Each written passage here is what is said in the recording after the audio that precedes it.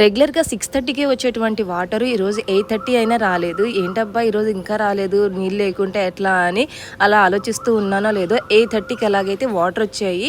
తర్వాత ఇంట్లో పనులన్నీ చేసేసుకొని ఇంకా నేను కూడా బ్రేక్ఫాస్ట్ చేసేసుకొని రెడీ అయ్యానమాట.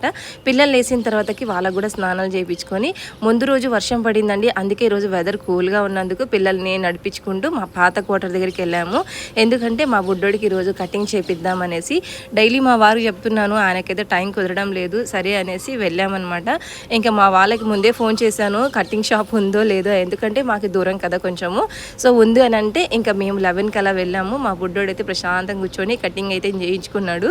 కంట్లో పడుతుంది నాన్న కళ్ళు మూసుకో అని అంటే చూడండి ఎంత మంచిగా బుద్ధిమంతుల్లాగా కూర్చున్నాడు. ఇంకా మా పాత క్వార్టర్స్ దగ్గరికి వస్తామని తెలిసి ఇంకా ముందుగానే మా కోసం చాయ్ స్నాక్స్ అన్నీ అయితే చేశారు.